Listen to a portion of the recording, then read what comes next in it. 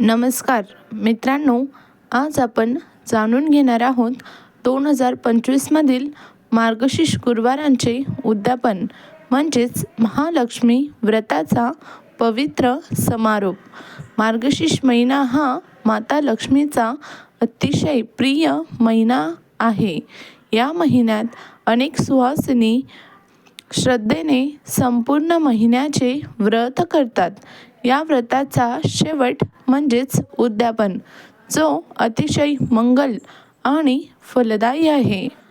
सर्वांना पडलेला प्रश्न म्हणजेच की उद्यापन कधी करावे। 2025 मध्ये मार्गशीर्ष महिन्यात 5 गुरुवार येत आहेत। बहुतेक परंपरानुसार शेवटचा गुरुवार किंवा 16 गुरुवार पूर्ण नंतरच उद्यापन केले जाते। अनेक ठिकाणी 18 डिसेंबर 2025 ही तारीख ग्राह्य धरली आहे। तथापि तुम्ही स्थानिक परंपरा आणि पंचांगानुसार तारीख थोडी चेंज करू शकतात। चला तर मग जाणून घेऊया उद्यापनाच्या अगोदरची तयारी। उद्यापनाच्या दिवशी सकाळी लवकर उठून घर आणि विशेषतः पूजेची खोली स्वच्छ करा। चौकटीवर किंवा चौरंगावर लाल वस्त्र अंथरा। नारळासह कलश ठेवा। त्यात किंवा समोर माता लक्ष्मींची मूर्ती किंवा फोटो ठेवा। लाल रंग समृद्धी, सौभाग्य आणि शक्तीचं प्रतीक आहे। जो काही आपण पूजाविधी करतो तो आपल्याला दिवसाचं करावायचा आहे। पूजेला सुरुवात करताना दीप आणि धूप लावा। हळद, कुंकू, अक्षता, फुले अर्पण करा। खीर, पुरी, चणे, गूळ असा गोड-धोड नैवेद्य दाखवा। महालक्ष्मी व्रत किंवा श्री सूक्तांचे पठण करा। मनापासून माता लक्ष्मीसमोर प्रार्थना करा, आई, आमच्या घरात सदैव सुख, समाधान आणि आरोग्य, समृद्धी राहू दे। हा जो काही विधी आहे तो विशेषतः सुहासिनी महिलांसाठी अत्यंत महत्त्वाचा असतो। सुहासिनी महिलांना आमंत्रण द्या, त्यामध्ये नातेवाईक, शेजारीण किंवा मैत्रीण।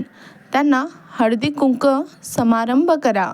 प्रत्येक महिलाला हळदी, कुंकू, फुले, नारळ, मिठाई, प्रसाद आणि एक लहानशी भेटवस्तू म्हणजेच की वाण द्या। वाणमध्ये प्रामुख्याने तुम्ही नारळ, सुपारी, फळे, गूळ, मसाले, बांगड्या किंवा सुगंधी वस्तू दिल्या तरी चालतील। उद्यापनाचे काही मुख्य नियम आहेत, जसे की व्रताच्या काळात आंबट पदार्थ टाळावेत, जसे की निंबू, दही आणि चिंच। संपूर्ण व्रत हे श्रद्धेने आणि नियमपूर्वक करा।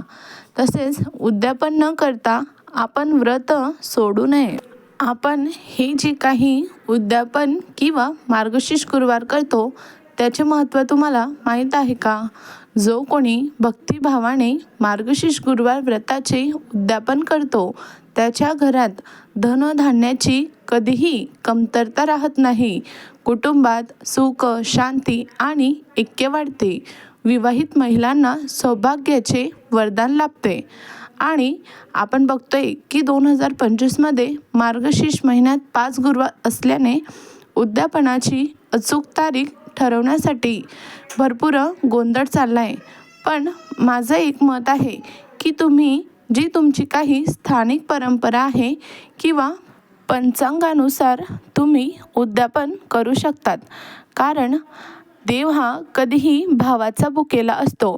तो वार, वेळ यापेक्षा आपण किती चांगल्या मनाने ते करतोय हे देव बघत असतो। त्यामुळे योग्य ते तुम्ही निर्णय घेऊ शकतात।